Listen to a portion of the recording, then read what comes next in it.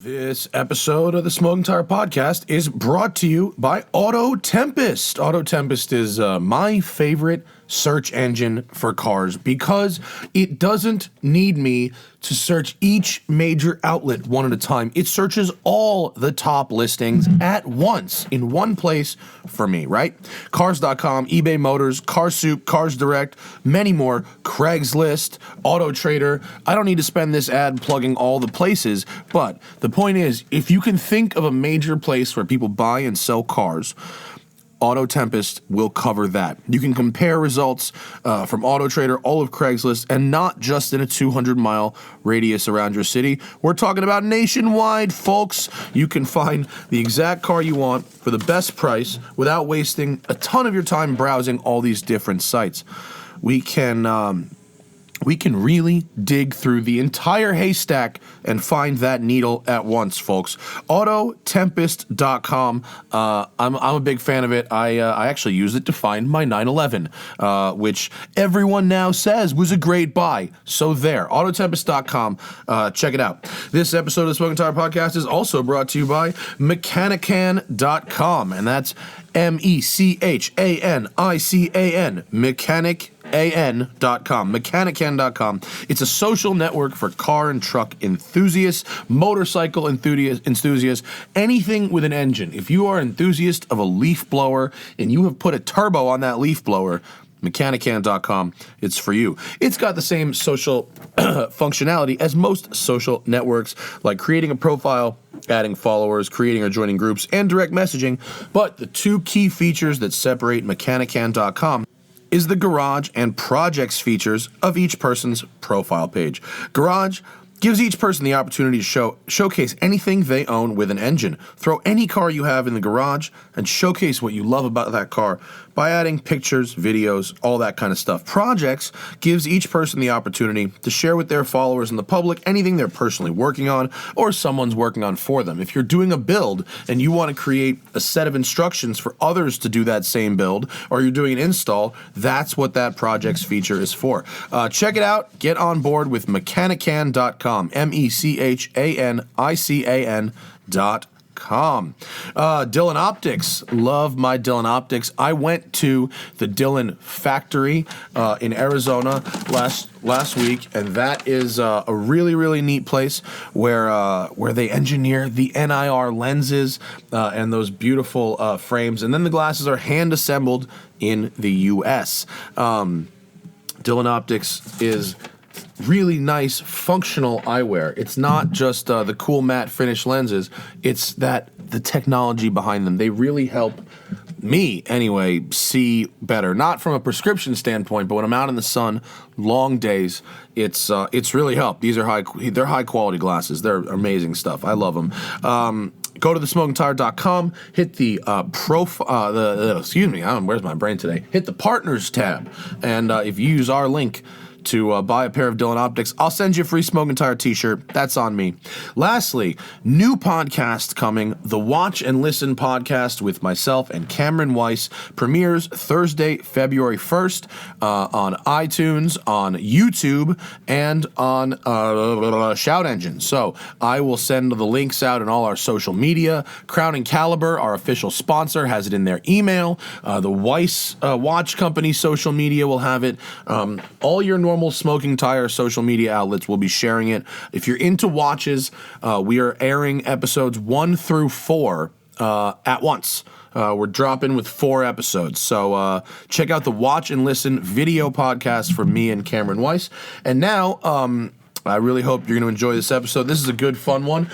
We are happy to announce that we have in studio today the host of the Hoonigan's Daily Transmission. He invited me down on their show with the Mustang. We bullshitted a bit, and I did some burnouts. It was good fun. We're happy to have him in studio, Mr. John Chase.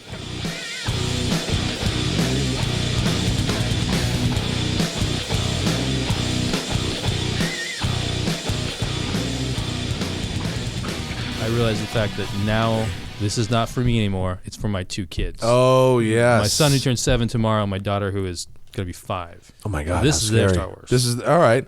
Well, they'll grow up loving it, and then you'll have a thing that you can talk about the real Star Wars versus this new fakey Star Wars. No, it's just how it is. Evolved to this. I know. I wonder if it'll be like if we watch the original Superman with Christopher Reeves, like it's pretty different than a modern one. Like, Don't it's a you little say slow. that about Exactly. my Superman. What's happening, Smoke Get Guitar bored. Podcast? That's where we'll start. We're just going to we float them along, with some ads in the beginning, and then we just drop them right into shitting on Star Wars. Well, I don't think we're shitting on it. It's We're just- not. It's passing the torch. Yeah. The old people won't like it as much as the young people.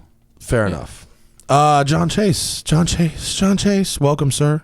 Aloha. Aloha, brand director at Hoonigan, host of the Daily Transmission. What's up? Welcome.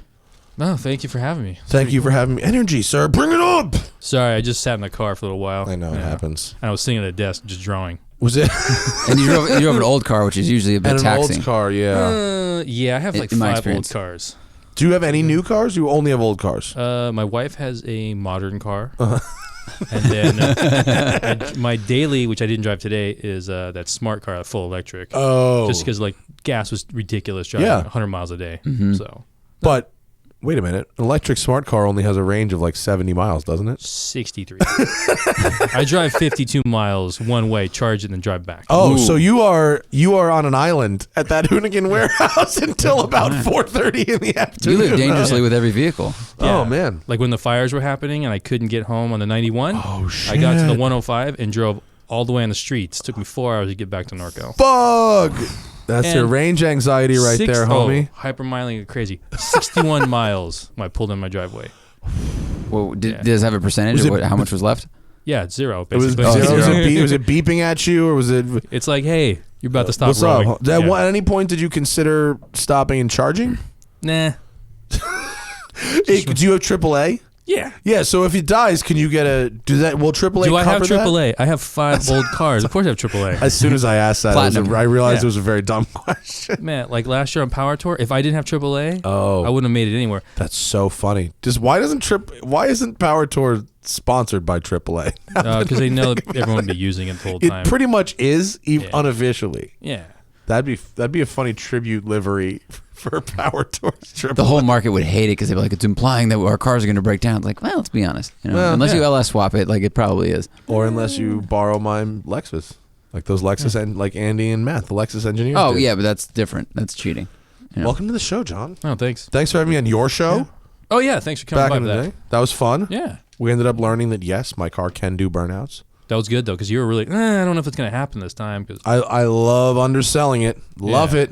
I like Yeah. not disappointing people. Don't be like, I'm going to do the man line, and then you do like a burn. Like I think it looks bigger on the screen than it probably is when you're there. That's a small. I mean, Small it's area. just like the roads that we drive on. That is a small little parking lot. Didn't you just put up some compilation video of people who fucking up hitting the wall? yes. I got to watch that. There was a few of them. I watched like 40 seconds of it. There's a bunch. That's why the bigger the vehicle, like when You got the 40 seconds, you're like, next. I have the attention span of a 4-year-old sometimes too. No, it's fine. We all do. Yeah, everyone does. You still got my click. Yeah. I don't use ad block. you're good.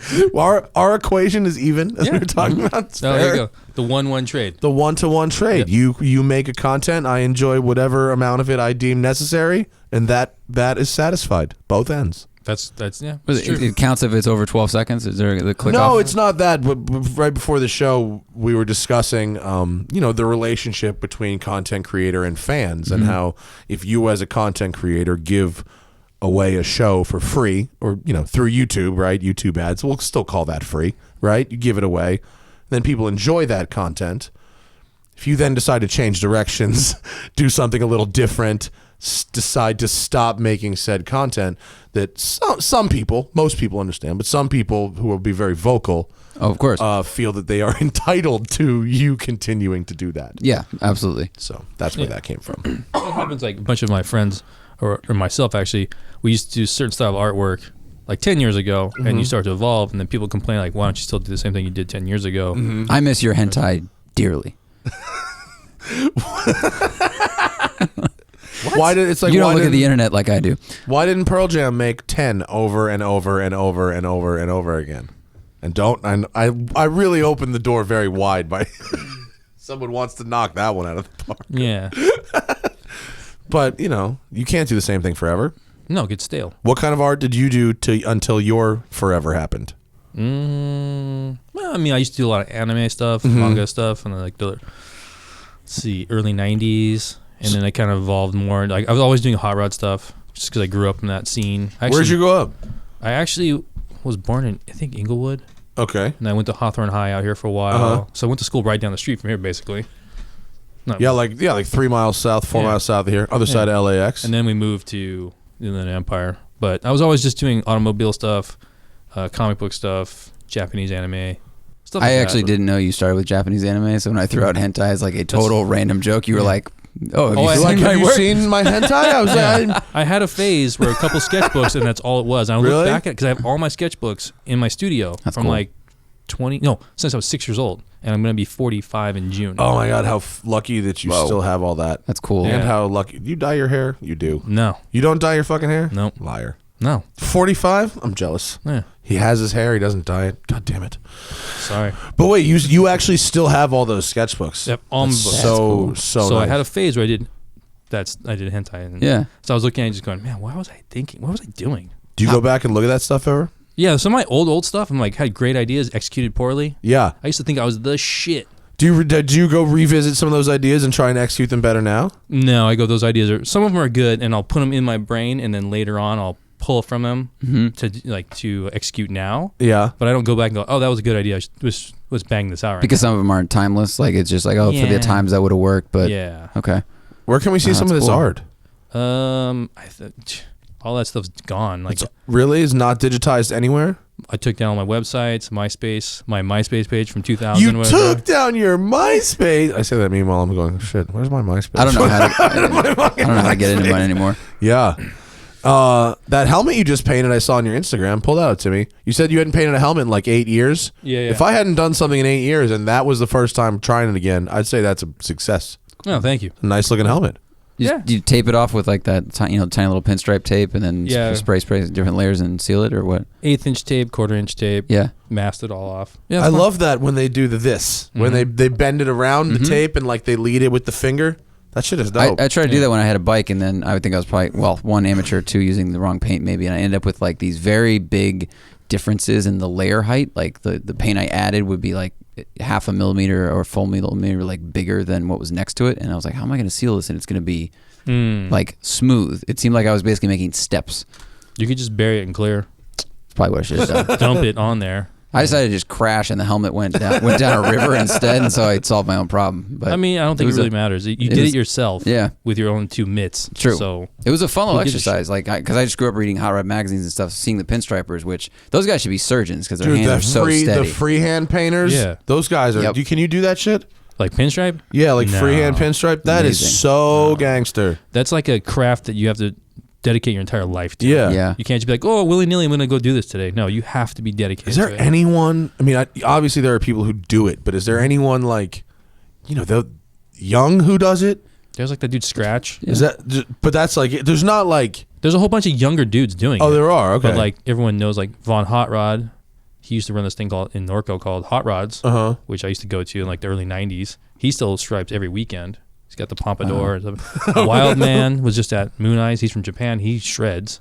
Wild Man? Yeah. Tim, can you Google Wild Man pinstriping? Can we find this? We can find. Do these guys have presences? We can find these guys. Yeah, Von Hot Rod. Or is this like the Banksy of pinstriping? No. There's a ton of people doing it. No one's ever seen his face. Like I'm always equally impressed by the smoothness of the lines and the intricate work, but then also the fact that everything has to mirror itself. Like it's always symmetrical and it's done by eye. That's amazing. That's just, I don't know. That's a very impressive skill. That's why I never took it up. I would get one side looks banging, next side, you have to, your muscle memory. Because you're like crossing over, right? Yeah, you just have to be, I have friends who can do it. They're really talented at it. And I'm just like, that's so crazy. I'll draw pictures of like cars and monsters. Shit, that's all I'll stick with that. Is like paper is your preferred medium? I mean, let's see. We can go back to like, I remember I went to school, like in high school, and I went and took honors art class, and the teacher told me, and this is the reason why I'm doing what I'm doing today. This is the real reason why. My 9th grade honors art teacher told me, you'll never do anything in art if you draw fucking monsters. You're a fucking idiot. Well, not only is that a lie. I'm 13 at the time doing this. That's a dick thing to say, but it's not even true. Well, at the time, no one was doing that shit except for a couple random weirdos doing comic books. Yeah. So she told this to myself and my buddy Brian, and we both went on to have careers in art. He's a fine artist. And I draw monsters and cars. Yeah. That's what I fucking do. Like, so if I ever see Miss Wilkerson, Fuck I yourself. remember your name. Fuck yourself, bitch. Yeah, that was fucked up. And I was like, wow, really? I feel you. I used to get in trouble for having a filthy mouth. Now I pay my mortgage with this filthy mouth. So fuck everybody them who gave me fucking attentions too. Shut up. Did she just think that was a subject that had no legs versus like because obviously the skill of shading, shape, monster, car can probably be translated to anything. Did she just like she doesn't like that subject matter? So well, we were the bad kids. Like she would be like art history. I'm like tough shit. I'm gonna draw Ninja Turtles. Yeah. And my buddy was drawing wrestlers. Yeah. WWF days. That's what we were doing. We I weren't doing completely. Yeah, you didn't care about the Renaissance era or whatever. which is really shitty though, because later in my life, I actually started studying that shit on my own. Dude, I was a fine arts major in college, and I had to do all this art theory and all this stuff, and I couldn't have given a fuck in high school or college. And now I'm like, I go to where were we? We were just in Milan, and I'm like, oh, that's the and all of a sudden now I'm a tour guide, and everyone was like, how do you know all this? I'm like, oh, I guess I did absorb something. Yeah. all those annoying like truisms old people say of like you won't appreciate your education when you're young, and you're like that's stupid. And you're like, oh fuck, it's true. On the other hand, you can draw monsters for a living now. Yes. And make a very good living at it. Yeah, I'm not mad. Yeah. Not mad at all. I've been really fortunate. The last 15 years of my life, I've been able to do this. It's so cool. It's really cool. Yeah, man. I mean, we won't bore you guys with all the details of this shit. But Dude, anyone who's cool. making a living in art is interesting to me because they don't tell you like in school ever that is like any kind of option. Even if you're super, super good at it, there's like, they don't do it. Like I went back and gave a talk to my old high school about how like you could do art for a living, prompted by that show, that TV show, Face Off. oh, Seen okay. Face Off? Yeah. It's like the horror movie makeup show. Dope show. Yeah. It's really funny the difference in television shows between Face Off and what's Ink Master, the tattoo show. All those things need to go away, let's be honest. Yeah, well, the Face Off, it's all like, That one's good, though. it's like, oh, I love what you made. That's Yeah. so cool. I like what you made. That's so, like, they just make their thing, and then it's cool. No one's ever like, what a fucking cunt. I'm going to fuck this guy up. Yeah, there's no drama. It's very much based on just the work. And, Yeah. you know, because they all have mutual respect for each other. Yeah. And that's for a different industry. Tattooing, most people seem to like each other. But deep down, most artists, even if they're friends, kind of hate each other. I mean, I feel you. because of competition. Yeah, because I have friends that are like super inspiring to me, and I go, damn, I go home and look at their shit like on Grams or whatever, on Facebook or wherever they have some posts. I'm like, fuck, they're doing it. But then they'll send me a message saying I'm killing something. I'm like, okay, cool, you know. But deep down, like I had all my friends. I basically the last 20 years we're all doing art now. And That's it's been great. I mean, that's great. Yeah, it's really crazy because when I got into the business, there's like only a handful of people that started getting their toes wet in it. Like I quit my job as an industrial rubber hose salesman. That was a pretty exciting job. 8 years. Yeah? 8 years of that. What's the most popular make and model hose? Oh, let's see. What, surgical tubing. That would be a Red Horizon 3/8 air hose. Yeah? I would lose an order over a tenth of a penny. Really? Yeah, so you had to be Wow. like, you had to sell your value as a vendor, as a brand, as a salesperson to get that. So To get that tenth of a penny. Wow. Wow. So when I left that job, I got Monster seems really appealing compared to that fucking arrow. Yeah, I mean, tenth of a penny. I You got to mean, do what you got to do, but yeah, I mean, I learned a lot from that. I learned like the company I worked for was really small. It was like a husband and wife, and then there was $3 million a year or whatever at the time, and like my territory was 1/3 of that. So I just I go out, go on the road. oh, you do the road guy? Yeah, I started as a driver and assembler, inside sales, outside sales, and then I go, I'm gonna give myself 1 year to try and get into the art world. Were you drawing at home all the time though? Like you'd come back I from was this really job and fucking weird about art back then. I would do like one piece a month and thought I was killing the game. I'm like, oh, I'm fucking shit up right now. I'm drawing one thing a month. How lame was that? Yeah. I draw something almost every single day now. Yeah, you kind of, if you're going to be successful, you have to be prolific. You got to do a lot of stuff. You got to work a lot. Yeah, like make a lot of bad stuff. That's what you really have to do. too. You have to make some real garbage. stumble a lot. Yeah, but it's okay. You learn quicker. Like I didn't go to school for art. I got kicked out of. I got F in my ninth grade art class. Did you? For monsters? Yeah, I decided not to do any more artwork in high school. I went to drafting because if you like drawing, you're gonna love drafting. I did drafting for 3.5, 4 years. Did you really? Hated that shit. And then I go, okay, I'm going to go back to do art. And then I got kicked out after like I think not even like the second semester. They go, you're not really applying yourself. Come back when you can like stay and apply yourself and like actually do the work. So I got kicked out. For being lazy, I guess? No, because I would go to my buddy Brian's house and we would just draw our shit. Like the classes were boring. You just do what you felt like doing. Yeah. So when you're doing something you like doing, are you super hardworking and passionate at it? And if you're doing something you are not into, you're kind of like, meh. Well, I've been pretty lucky the last part of my career is I can pretty much do what I really want to do. It's money. Yeah, I mean, plus it's also it's one of those things. I was reading through, you have the page on Hoonigan where you basically describe like how you came up with a shirt, and like that's really cool. That's really cool to put up there, and just read these little lines and see a little bit of the evolution of the graphic. That's a cool thing to put out for people. Yeah, because I have a lot of kids. Like, I'll talk to high school students or even kids that are starting college or whatever. I've done a lot of interviews for kids that they would go on, like they would use me as an inspiration and use me to help get them like a scholarship or something like that. And I had a kid maybe like, let's say 12, 13 years ago, did an interview for me. He emailed me last year saying he got his job, went to university, got a job doing what he's doing now. And I was the reason why I helped get him there.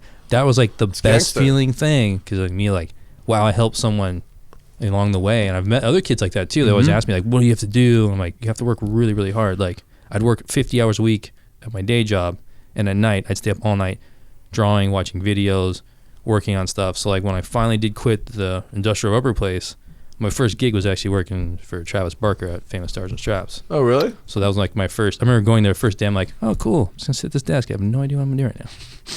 What were you doing?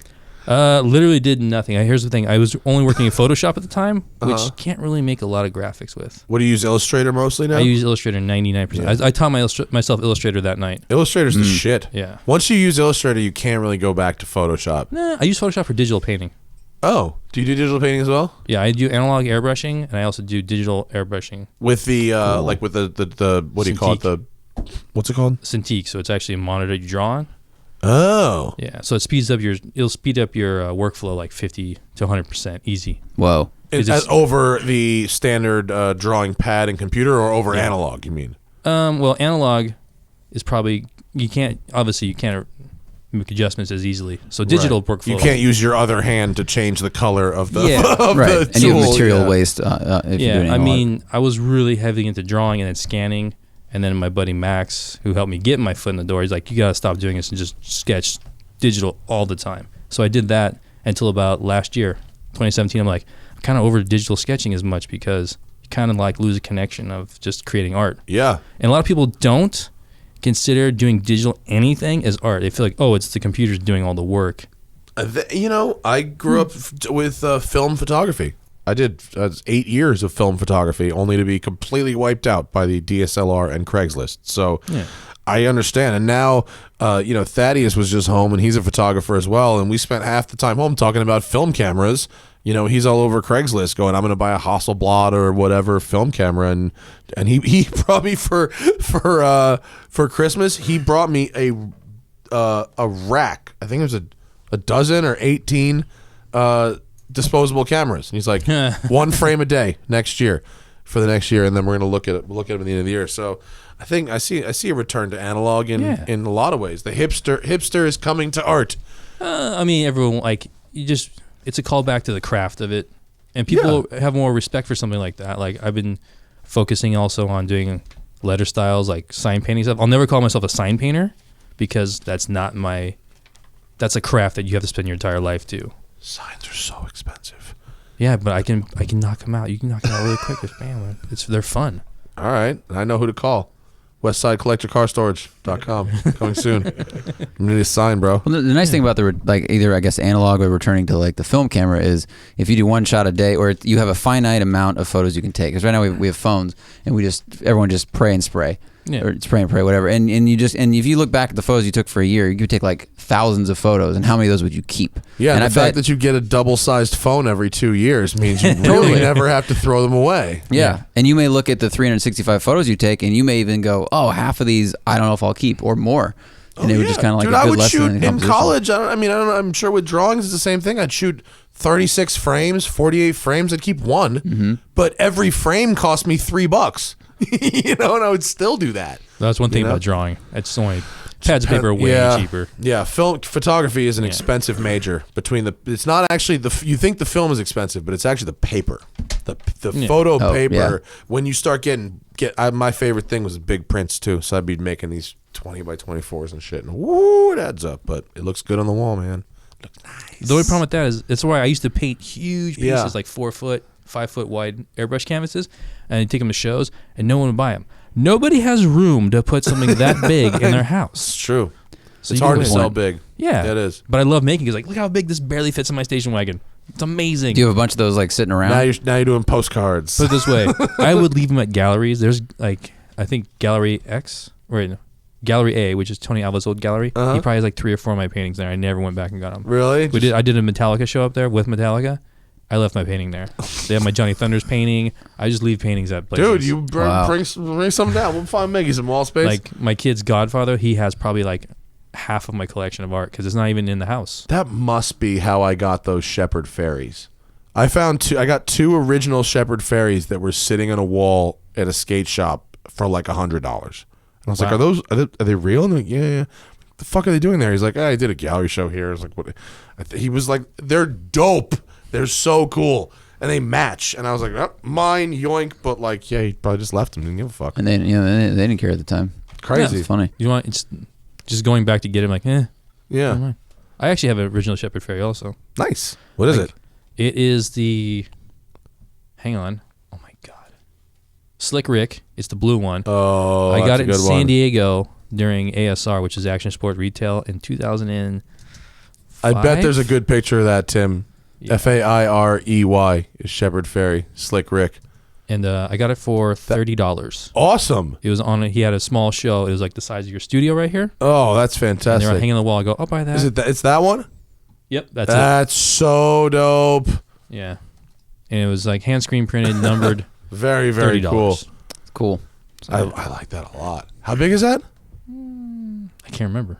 It's rolled up in a tube. Oh, really? You still behind my box. Like you got to put that up. That's real cool. Although you're probably out of wall space, right? No, here's the thing. When I lived at my house in Riverside by myself, it was like a 13-year-old's house. It's skateboards, video game systems all over the floor, car parts, shit everywhere, toys, comic books on the wall. My wife decided, well, we weren't married at the time. She moves in, slowly things come out. We moved to this other house or spot in Norco. There's like one piece of art in the house. Nothing left. Wow. It's all the kid stuff or pictures. Mm-hmm. And then my studio isn't that big, so it's just like stacked up on top of each other in the corner.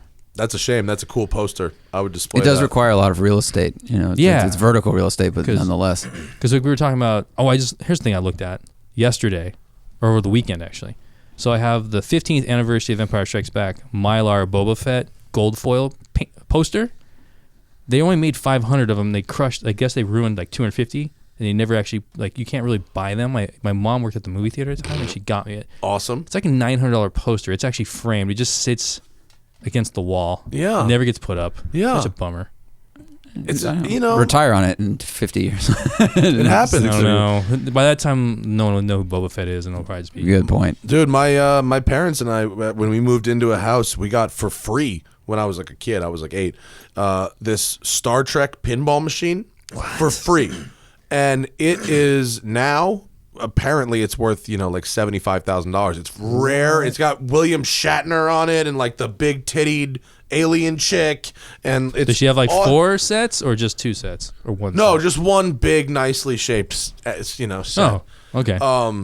But and I don't even know where I was going with that. But we just ended up with it, and it never gets played. It just sits in a corner. They still have it though. Fuck yeah, they still have it. That's fucking rad. Yeah, it's pimp. Wait, Tim, Google Star Trek pinball machine. It's not that next generation bullshit. None of this Patrick Stewart shit. It's got Shatner on it. It's gangster. Images. It is the top center, the glass. The orangey colored one. Up from there, Tim. That's the that's just the glass from it. Oh, replacement LED light kit. But can you just get that picture to full screen? Because the image of Shatner, like trying to feel up the chick with his like other hand while he, yeah, whatever. It's a really cool Very old school. OG pinball machine.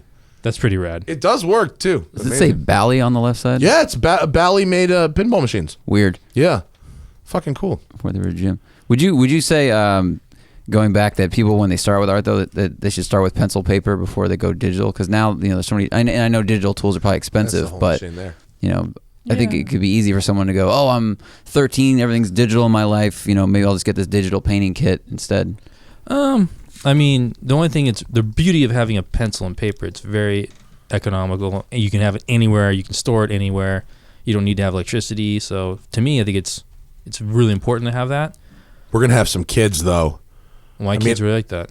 Huh? My daughter actually is into drawing. Is your dog into drawing on the iPad or into drawing paper? Paper. Because like my mom, when I was a little kid, my mom would work with me, like painting and drawing, stuff like that. And my mom does it to my daughter. So my daughter just knows it, like, oh, okay, you draw, you paint, you sculpt, you do this stuff. My son, on the other hand, he'll go to the iMac and he'll start doodling on sketchbook on the computer. Yeah, like Hannah's like little niece and nephew are really good at drawing on iPads. I mean, I can't say they're bad at drawing on paper, but they're particularly good at drawing on iPads. Anyway, should we talk about cars? We know about cars. Cars? Art is good, but I feel like someone's out there going. Well, we met you through car stuff. Yeah. As a connection. But we're art people as well. I didn't know that about you though. That I was an art guy. Yeah, photo major. That's crazy. I got this bag full of camera stuff, and I'm gonna go out and take pictures later. Actually, you know what? I didn't do any photography for a very long time, and now actually Instagram is what kind of got me back to it. I like Instagram as an outlet for photography. So that actually kind of got me back into doing it. And so going to Galapagos in February. So my Instagram, when I went last year, I went to like South Africa, and my Instagram became National Geographic for like a week and a half. People like, this is a car page. What the fuck? And it's going to be National Geographic again in February. So look out, folks. So down at Hoonigan, that's a garage. Yeah. The donut shop. There are Donut garage. Excuse me. The donut shop was downtown. Oh, that's true. Yeah. Yeah, it smelled like ass. And it's the grossest place ever, and the rats are the size of small cats. Whoa. It was crazy. How long were you guys there? A couple of years. I only had to be there. I only personally had to work there for 6 months, and that was enough for me. I'm glad we moved to Long Beach. I was never in the old one. Whew. It was rough. I didn't know it was that bad. It was. The only thing good about it, the cops never came down there. That's good. But the homeless people were crazy. Mm-hmm. Well, that's downtown. It was kind of sketchy. It was really sketchy at night. Downtown is a real shady night. I'm not a big fan of it. But where you're at now is next to a school, which is interesting. Yeah. Yeah. After 3 p.m., it's chill, right? Or after 4 p.m.? We have an agreement now with them, with the school. We've come to an agreement like, hey, wait till the school's out. Because when we first got there, we would just go out and do stupid stuff in the yard. And then there was no containers, no fence. And the kids would just go line up against their fence. Because we're literally like 25 feet. Yeah, it's a single lane road, and they're across a single lane road. They would just watch and just inhale a bunch of smoke and tire rubber. I bet there's so many kids got into cars from that though. Someone in 10 years gonna have a story. That's cool. We actually went to that school. It was Edison, and we actually for Halloween I drew up a little trick or treat bag for them, and we gave it to them. It's like, hey, thanks for being cool. Thanks for putting up with our So it was cool, but that's a good idea. Like, excuse me, Mrs. Cortez. That was whole chunks of lectures cut out. Yeah, that's pretty much a problem. And I can imagine. I have kids, and I wouldn't want them to be dealing with that shit too. So So it's tough in the winter because it gets dark. It gets dark at 4:30. Yeah, you guys are gonna have floodlights soon. No, doesn't seem we're working likely. around it. We're working around it. But that place does get pretty. It gets like a little nicer every time I go, which is nice. The containers were new. Yeah. Like the time before that, there were no containers. Now that's how helpful thing actually. Mm-hmm.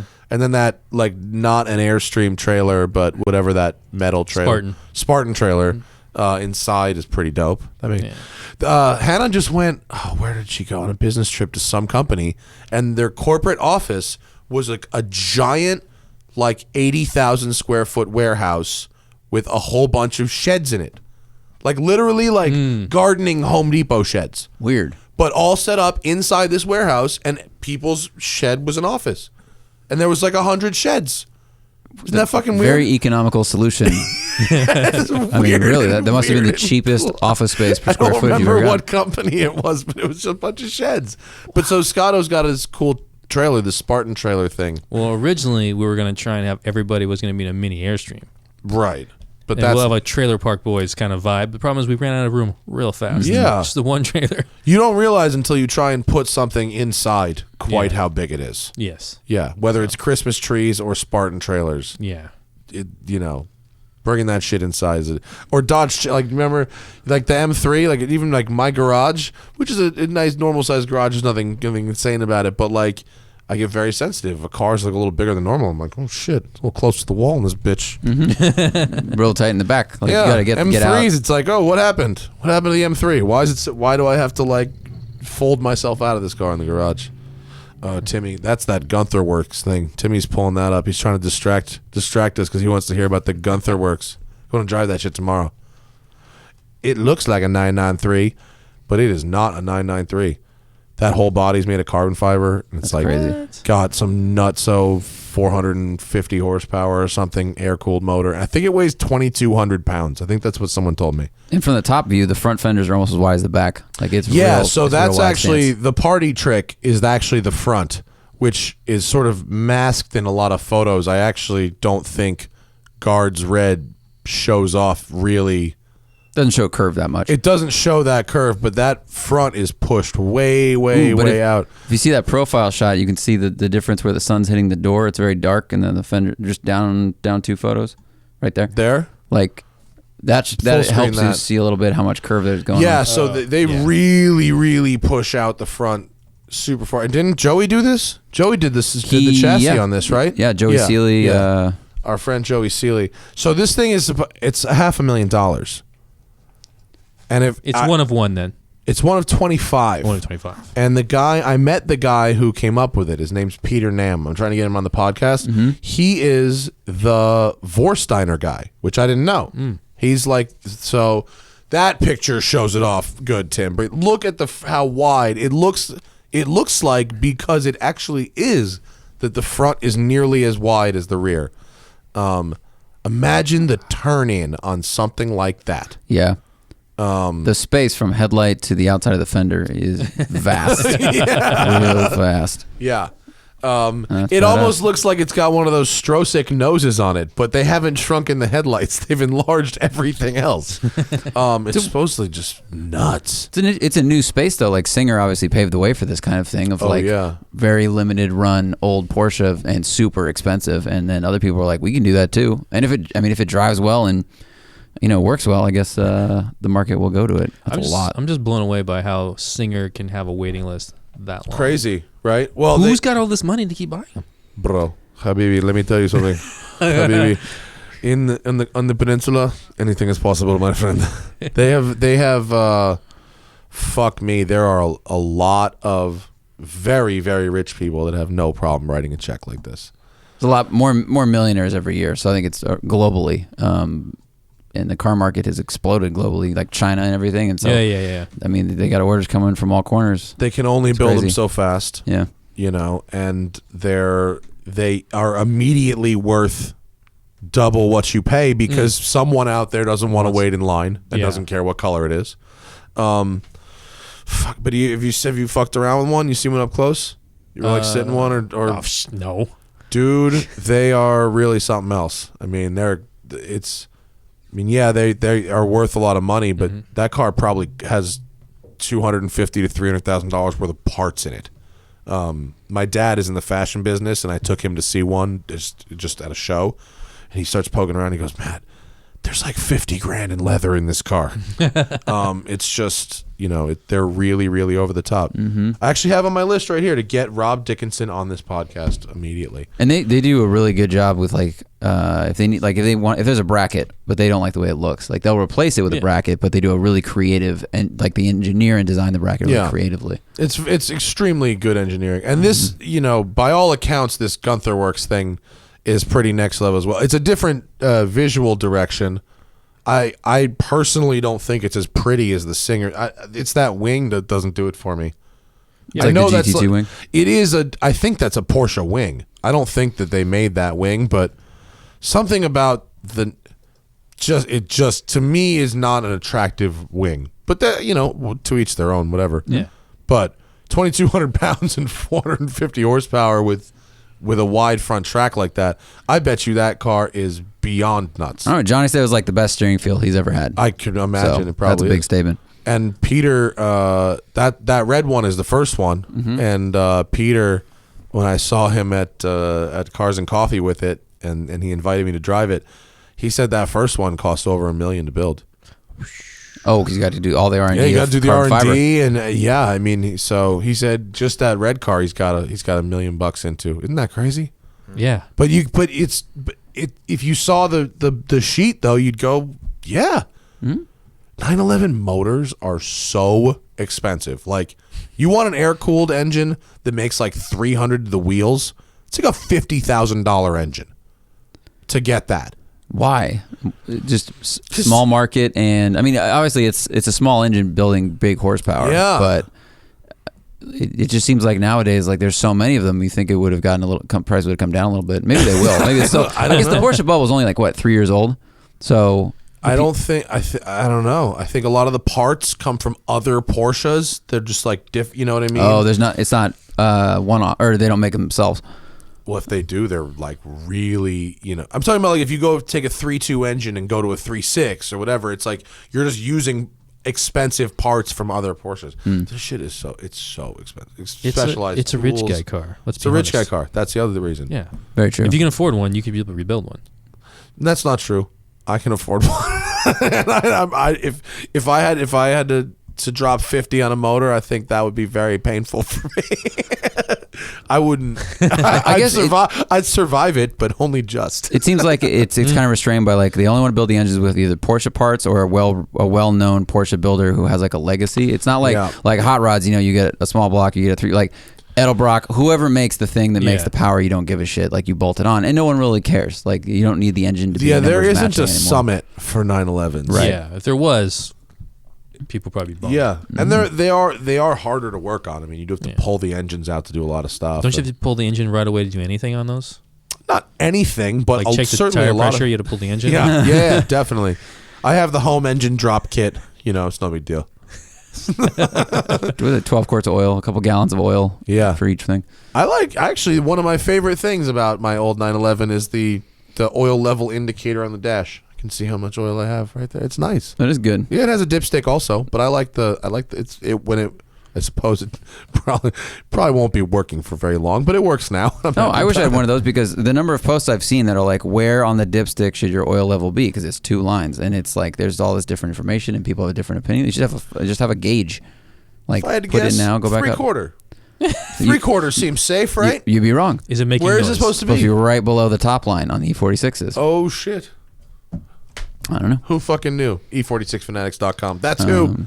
Speaking of oil, I asked John about his 55 Chevy when we were walking in because I'm a huge fan of him. Pull up a picture of that car. That's a sexy bitch of a 55. Thank you. Save Fair. that from underneath the freeway. Riverside. Did you?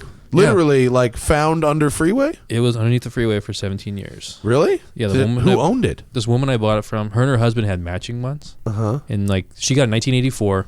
Drove it all across the country. Went to Graceland and took a picture in front of Elvis's house. Whoa! And like in the mid 90s, her and her husband took the cars down because they wanted to freshen them up. So she wanted to lower hers and do some other shit, put some disc brakes on it and stuff. And then he got really sick and passed away. They left the car as it was. So Taken apart on the frame, on the ground, in pieces, quarter panel cut off, nothing in it, basket case. And like I was giving up. Did you up. buy a car and a giant garage worth of parts, or did you just buy the car? I got a car with a bunch of Tupperware bins, and here you go. Oh boy, 1-to-1 scale model kit. John, help Timmy out here. What's the best place to find your info on your vehicle there? Type in Try 5 by Fire. Type in what? Try 5 by Fire. Try 5 by 5. TRI. TRI.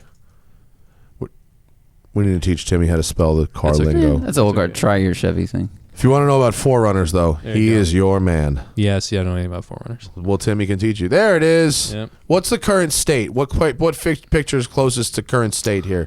Top right there? Yeah, well, those are up there pretty much. Those audio only, folks. I'm sorry. So Yeah. we're looking at a primer gray, battleship gray, primer That gray. is a single stage paint on the Single rear. stage. Single stage paint. Yeah, and in the front, I left it how it was. So that's not a gasser style. That's just a thing. That's how, because I climb over the fenders every time I drive that car, pretty much. So I didn't want to paint it. Is the door welded shut?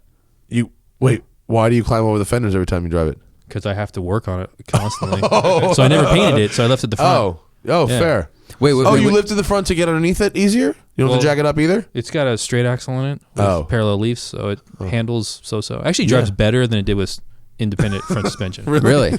Yeah. Wow. Yeah. We drove it on Power Tour in 2015. I remember Scotto thought we were going to die. We were just going at those overpasses at 20 miles an hour. Yeah. It was designed for that car with stock suspension. It pushed so hard almost into the K-rail. Oh, Whoa. my God. Brian reached his arm out the window almost to the, because he's so tall, out almost to my window over the roof. It was ridiculous. What? Why was it so? Because I remember just reading, Rod and Custom, all that stuff when I was like a kid, and everyone was just IFS. It was like the thing. Well, because that's modern suspension. Yeah. So I put it to buggy suspension for weight transfer. For what, drag racing? Yeah, I'm a straight line guy. Oh, I thought you meant It's so weird. Okay. We have a real hard time understanding people who don't do curves. We're like, what do you mean? What do you mean it doesn't? No, this car will not turn. Look at it. It's not supposed to turn. I mean, look, dude. That's from Forza. That's because it's in Forza Horizon 3. How dope is awesome. that? That's a bucket list for a car nerd. Cool. Like, when they told me, like, oh, yeah, your car's going to be in the game, I'm like, fuck yes. Yeah. It's really cool. I'm in the game as me, but I would honestly rather my car was in the game.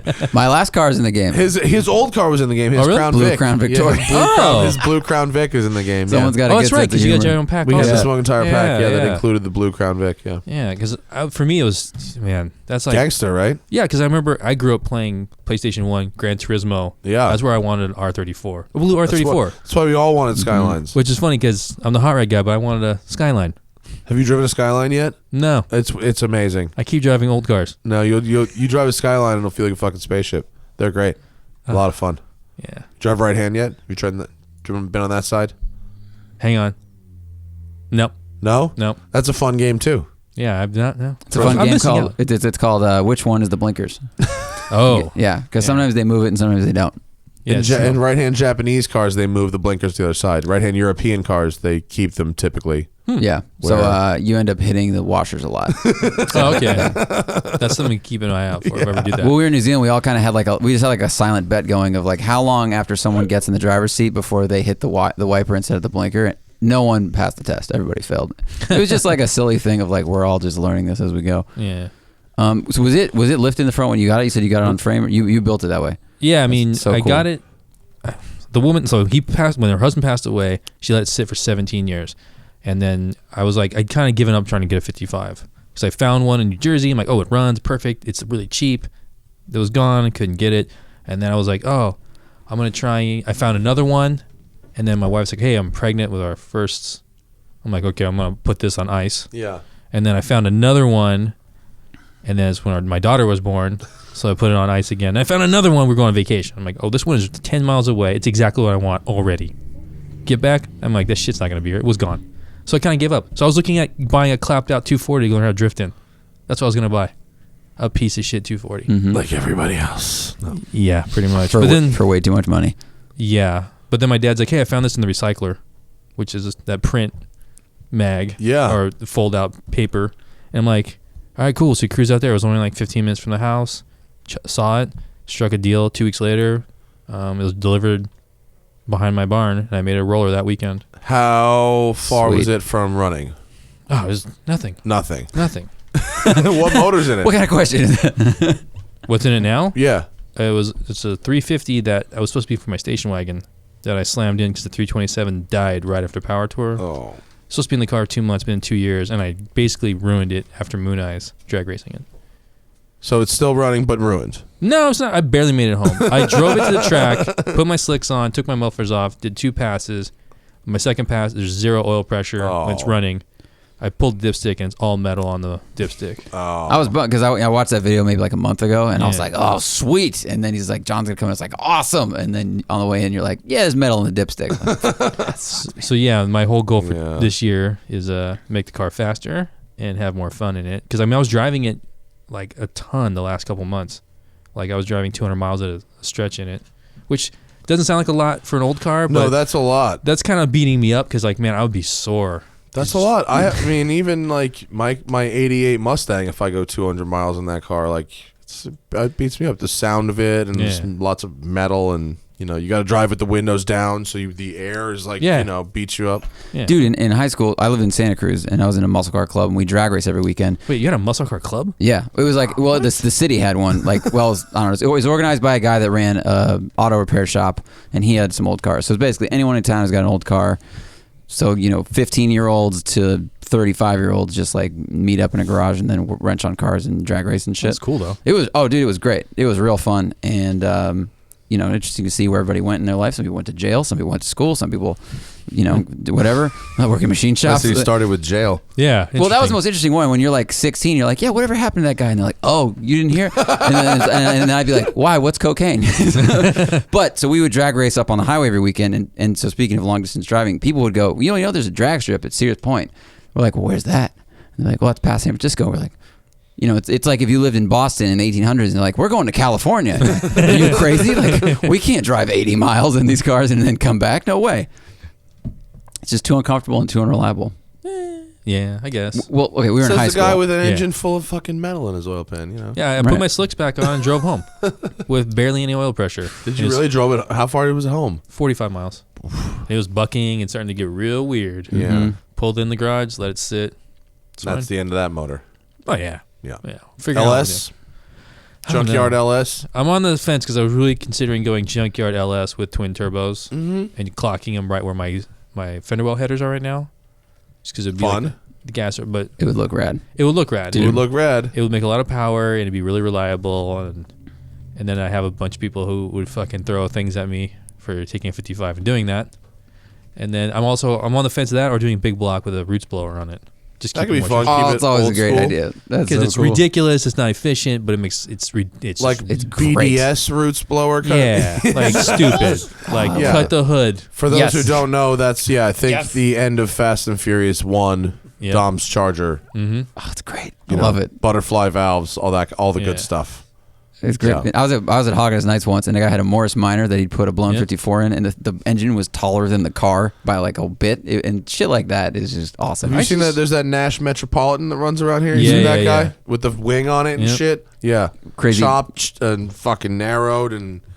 Actually, I don't think it's even chopped. That's how that car is. Oh no, it's not chopped. It's definitely tubbed. It's Pro tubbed. Street. Yeah, it's tubbed. Yeah. And it's got a giant Yep. blown. That car's been around for a something. long, long Yeah. time. That's It got to is be so- scary as shit because it's short and narrow. It's a at show. that speed. It's a show car. So yeah, you can't run. I've that never on a seen strip. it drag racing, but I see I'm him idling pretty into sure it Cars and doesn't. Coffee. It doesn't. It doesn't. I think they just fired up and. I mean, wrap it's it. hilarious. Yeah. He wins Cars and Coffee. That's I fun. guess. Yeah, that's cool. Probably run a 14 in the quarter just because you want to be safe. You don't want to die. Yeah. Like, I'd be real worried about it snapping around. Can or you do see something a funky. picture of that, Tim? This SoCal, like, blown big block Nash Metropolitan. Those cars are so It's kind of like it's funny. right there. It's that one right there. Oh, Middle yeah, there it flames. is, Yeah. right in the middle. The Yep. flames, There yeah. it is. Go straight for the flames. There it is. Whoa. Prolong. That's what it was. I remember they used to have a big old logo. Prolong, yeah. I see this thing. That looks like the Cars and Coffee that looks like the old school one from, what do you call it? Design Center in Irvine. But so it's low and it's got really ugly hot rod flames on it and it changes in about 6 different colors, iridescent. But huge engine and the torque of it, even idling around a parking lot, like twists the car. Love it's it. hysterical. That's great. And like he gets points for having a sense of humor, even if he doesn't race that car. No, it's fine. Not everyone has to build something to run like that. It's like No, you and- build something. A lot of people that I meet, just on our show, a lot of people never done anything in their cars. Yeah, that's Really, true. ever. We just had a Morris Minor pickup come down. Oh, really? He's never done a burnout in it. He's never run it open. He has caps on it. We Really? scumbagged him to take his caps off, do burnouts in it. There He was you so go. excited. It was crazy. That car was actually, his dad was a customizer in the 50s. His dad built the Aztec 55, which is like a, I remember. What is that? I've heard of that. What is that? pull that up. Why What have is I a heard of that? 55 Aztec? Aztec 55? 55 Aztec. It was it's like the beginning. Him and Barris built it, and it's like crazy. It was like his dad sold it, and then it was like repossessed for like the federal. That thing? That red thing? Yeah, that's it. Oh, kick ass. Look at that. It's got like it's like a Pontiac with a Targa roof and side skirts, and it's very like Motorama, Jet Age kind of thing. Exactly. Wow, that's gangster as fuck. Yep. It's So, like That's so excessive. it's like the Maybach. Was it the Landaulet? The Landaulet, yeah, with like the half totally. roof. I love those. I mean, imagine what happens at 90 miles an hour to that. Oh, this is a show car for like Motorama, so it never got driven. But the craziest thing is after the guy's dad sold it, the guy who bought it was like America's Most Wanted. Really? Feds seized it, thought he was smuggling, disassembled it. Someone bought the car back. Someone else reassembled it. That person got busted by the feds. That car got disassembled, Really? and it was just missing for years. And then someone found it in Florida or whatever, and the guy restored it. And like, I saw a picture of the guy we had on as a guest. Yeah. Him and his dad in the car right before his dad passed away. Got to sit in the car again. Cool. crazy. I wonder who's got that car now. It's doing the show. I did Grand Nationals like a couple years ago. Oh, so yeah? it's still around, cruising around. It's such a cool looking car, man. Those fins are like if the thing looked like it went to a Chrysler Fury and was like, oh yeah, watch this. That's a great picture. Pull that up to me. That's lovely. Look at those weird bulbs on the back. It's everything on that thing was hand built. Like I love panels everything about that car. It's a 55 Chevy that's been modified so much that you think it's a 58, basically, because there's quad headlights in it. Oh, yeah, that Grill. makes sense. Yeah. But yeah.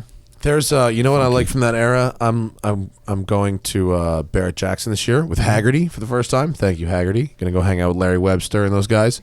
And Larry's like, yo, for shits and giggles, let's register as bidders. And I was like, okay, this is not gonna end well. No, it's not. But we registered it, and I registered at Barrett, and I registered at Russo and Steele. He's like, you got to register at Russo and Steele because they have all the weird shit over there. Like, all right, and they do. They have some weird shit.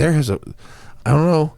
I don't want to necessarily blow up my own spot because I'm not going to buy this thing. What the fuck am I kidding? There's a Morrison chassis Thunderbird with a Coyote motor in it that I want really badly. What year Thunderbird? I think it's a 55, maybe a 57. Portholes in it then. It's yeah. They didn't show the hard top on the ad, but let's assume yes. It's the body style you want. Yeah. It's the one With the chassis you want. With the chassis you want. And a a good Coyote engine. motor, and it's an automatic too, so it'd be good for LA actually. Good Wow. cruiser. Yeah, it's not. You don't Good need to change cruiser. that What thing. color is But- it? It's like green. It's like a kind of a British racing green. Oh, interesting. But the other one is the 56 Continental Mark II, which you just want to put it on steel wheels and drive around all slow. I feel like they're gonna go cheap. Barrett, have you ever been to Barrett Jackson? No. You're a muscle car guy. It seems like a kind of thing you would I just go don't to. go to places like that because I like to buy cars really, really cheap. They're Yeah. pieces of shit that don't run. They and then have I go those, make too. them. And they go make them run. All right. That's my whole deal. I just can't. No, I'm I not know, there. but never been interested in the spectacle of it. I do want to go just be like, I watch it on TV, go, oh, this is pretty cool. Wouldn't mind going checking it out in person, but just like, they'll do it in Anaheim or whatever. Yeah, they do a tour. Anaheim is usually Mika. Same thing. Well, I mean, Different yeah. company, same stuff. Anyways, but if I had the opportunity, I just never went. I would like to go check You it should out. go. Come to Barrett Jackson with us. I'm sure Haggerty would be happy to have you. Well, I think Alright, cool. the pro touring trend kind of slid a little bit. So that's why like that car will go for like 10 years ago that car would be crazy expensive. Oh, dude, you want a Chevelle? Now is your time. You know what I mean? These auctions are just stocked with 69 Camaros and Chevelles and $200,000 builds that are going for 40 grand for sure. Crazy. If that.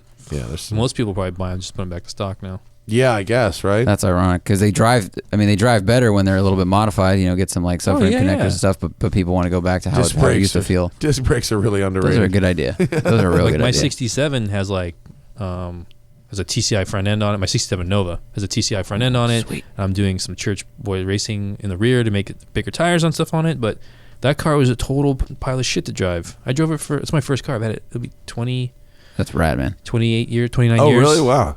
It's my first car, and I still have it. It's in paint jail. 2 more months, it's paint prison. What is paint jail?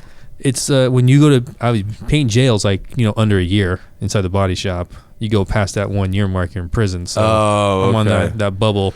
I think I was there with the Mustang. I think I was in county. That's true. We got there at a certain point. So Okay, wait, yeah. how many?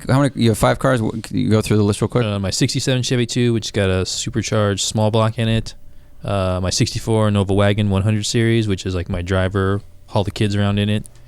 That's why I used to drive to work every day, but $500 a month of gas was ridiculous. Yeah. And then the 55, then my GMC Sprint 72, which is basically the cousin to the El Camino. So it's like maybe 4,000. Is that what's here? Yeah. It's like a little rusty, little dirt, little red. Oh, yeah. It's like That's not even my car. Whose is it? That's my son's car. Oh, really? That was my mom's daily. She drove that for 12 years. Then she got a Mazda Miata, and then she parked it. And when he turned 3, she gave it to him. So I just drive it now. Is it literally registered to him? No. Oh, It's okay. in No, he's 7, right? Yeah. Well, but he's you are obligated to that car for him. Yeah. Yeah. So he gets pissed. He's like, Dad, why driving my car? Seriously? I'm like, I got to keep it running or it's just going to fall apart. He's definitely into True. cars. He gets it. No? My daughter's really into it. My That's son's good. just into video games and YouTube. That's all he gives a shit about right now. That's it. Does he subscribe to the Smoking Tire? He probably will. Thank God. Then he'll be like, and I'll have to try to explain to my wife why he keeps saying shit. And fuck. What does he? That's What true. does he watch? Like those vloggers? Or Yeah. Does he watch like? He's super into parkour right now. Like Uh-huh. I signed him up to parkour gym.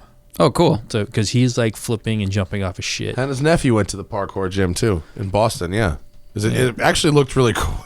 Yeah, it looks really fun. cool. There's one in Long Beach, I think. I mean, there's probably one by you guys, but Yeah, but he's all into that. So he's just into that. He watches like parkour videos and let's play videos and just all these YouTube families and shit. That's what he's into. But yeah. YouTube families. Is a YouTube family like a reality show that happens on YouTube? No, it's just a whole part of YouTube where it's like moms and dads who have their kids on their videos, like unboxing toys. Oh yeah. And then pretty soon they have more kids, and you can watch in the background. Their house used to be like this small little shit, and now it's bigger and bigger and bigger. And now they go on trips all around the world and shit, and they get crazy deals. well, and then the dark side was like that family got in trouble because they were making their kids cry all the time. Like they were doing the Yeah, reality TV version, and finally like social services stepped in because they were just doing like really mean shit to their kids. It's like anything. Yeah. There's weird little crevices of the internet. yeah. Strange place. Yeah, it is strange. But I mean, parkour is shack in very the constructive. It's woods. like I'll gymnastics, be that. but a little riskier.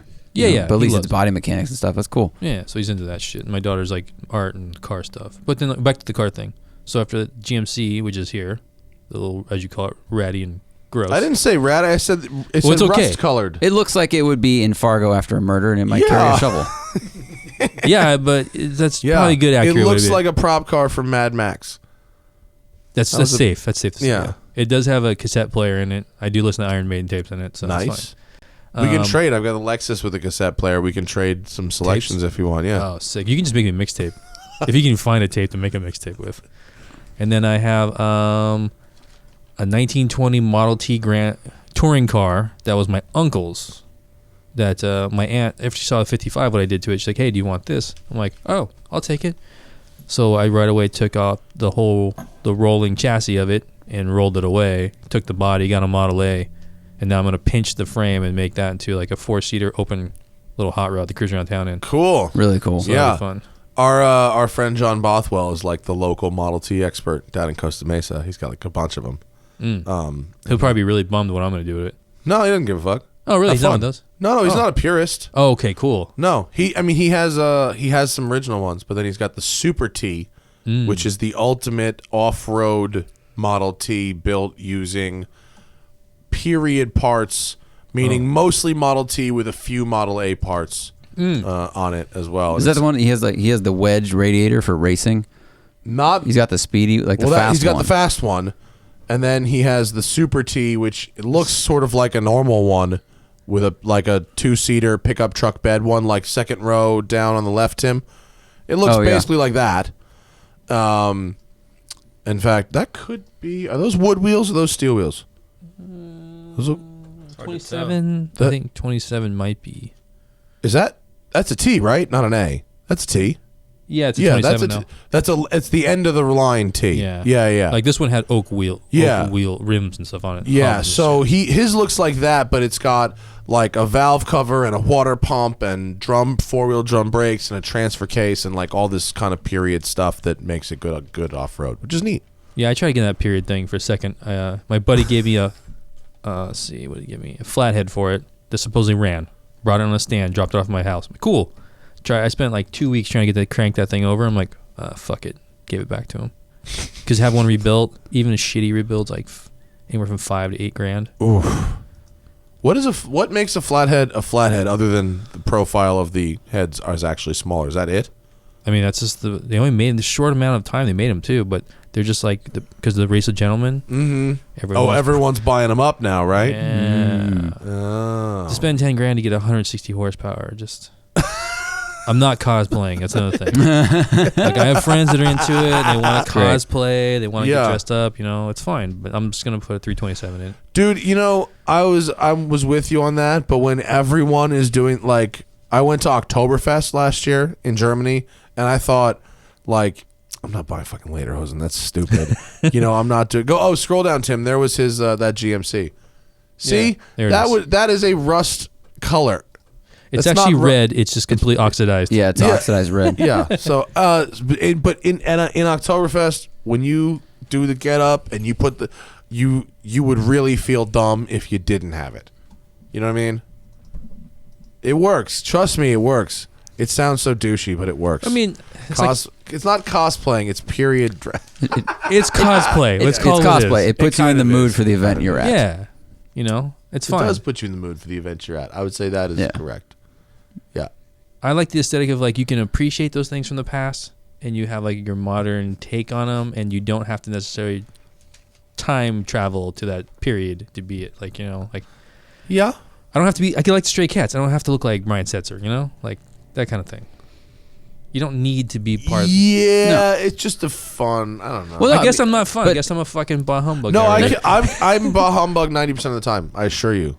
I think it's because I bought that Biggie sweater for Radwood and it went so well that I've been converted. I think if you went to the race of Gentlemen, League of Gentlemen, whatever, like if you want to go to that, it'd be a lot of fun. If you're not that person, there's a spectrum of events and, you know, a variety of enthusiasts in the car world, and you can go to any different kind and modify everything however you want, dress however you want. That's what's good about cars. That's why my favorite show for cars in Southern California is the Moon Eye show, just because it has so many different. Have you gone? No, I've never even heard of this. What is this show? The Moon Eyes. It's at Irwindale. He doesn't know who Moon Eyes is. No. Moon Eyes. No, I'm sorry. Dean Moon. Oh, okay. So they're help me out. So it's a speed shop. Like he used to sell speed parts when he was in high school. Okay. And then his place is in is it La Mirada? Anyways, it's called Moon Eyes is the name of the shop. You've seen the logo for sure. It's these eyeballs. Show me the fucking logo. Oh, I've seen. Yeah, okay. Pull that logo up. Yes, everyone has seen that logo before. Okay, gotcha. They make speed parts, like they make the rim covers. Everybody rocks. Like So like he passed away, and then they kind of fell apart. The Japanese distributor bought the rights to it and is keeping it going. So they do the show in Irwindale. I used to go to the show when it was actually still in La Mirada, like in the early 90s. Uh-huh. So they fly all these people come down, but now the show is at Irwindale. It's drag racing car show, but it encompasses all of car culture. So it's Japanese, vintage Japanese, lowrider, hot rods, gassers, traditionals, everything in between. So there is like little pockets of like these girls look like Peggy Sue, and these dudes look like Grease, and everyone else looks like normal people. And it's like that whole, but there's different kinds of music playing and like barbecues and like. Yeah. Oh, that'd be great. You go down one row and it's a bunch of legitimate thuggy motorcycle dudes who do real dirt. And you're just like, shit, I went down the wrong aisle. I'm going to go to the next aisle because I don't want to get beat up. But yeah, it's a good show. Like it was just in December. And since now. It's only once a year? Yeah, they have an open house in June. It's a good time though. But like, and now since Irwindale's open again. Yeah, closed, then open. Closed for 5 years, coming back. It's always one little calendar oops away from being a shopping mall. But I feel like that's their marketing at this point. They're just like, it's going to close, and then gotcha. It's like that furniture store that has that always has the final clearance sale sign up. Exactly, because they know you only go in once. You're not coming back. It's still expensive to rent though, isn't it? Didn't we look into it for? We looked into Fontana once, and it was like. Well, Fontana was like go fuck yourself money, but we should have looked into Fontana. It was a lot. It's a super speedway meant for 100,000. That's true. That is a fair point. But it was way more than other road courses we've rented before. It's a super speedway meant for a lot of people, but like ultimately, no one's there. That doesn't matter. It's not a relevant. It's like, hey, is this place needs. doing anything on a Wednesday in October? No. How much is it? Tens of thousands of dollars. Thank you very much. Well, thank you very much. Yeah. I think it was 20. It was over 20 for a day. Wow. Yeah. No, it was. I mean, it was literally 8 or 9 times the cost of Willow Springs or something like that. Yeah. Yep. Wow. But It's in Fontana. No, that's terrible. Still, I mean, still fucking horrible. I would say it's convenient, but it's probably similar mileage to Willow Springs from where we are. So yeah, I think from where we are, you can get to Willow Springs in less time than you can get to Fontana. But it's a big facility. Probably has a lot more infrastructure to open the door. Oh, whatever. Willow Springs is very much like, here's your bracelet. Don't hurt yourself. Goodbye. That's it. Did you get your insurance? Yeah. Hopefully you won't need to look it up. Yeah. See you later. Willow Springs is in the land of personal responsibility. I mean, I did something at Willow Springs. Do you know Joey Redmond? No, who is that? He does Wreck Magazine. It's a drifting magazine. Okay, I've heard of the magazine. Okay, so we did this thing where we did is faster in real life or in video games. So he had a little we made this wooden sim and put it on the straightaway of Horse Thief Mile, and J.R. Von Gittin did Horse Thief Mile drifting it. Oh, he did it as grip. Okay. And Joey did it in grip in the video game. Sitting at the start-finish line at Horse Thief On Mile. the track. Awesome idea. The worst Great idea idea. ever. How close did JR get to him every time he passed? Pretty close. pretty If I try pretty to throw him close. off a little bit, the closer he gets, Oh, man. I just remember they never came up to see what the hell we were doing. It's amazing. That's a cool idea, It's man. the land of personal responsibility.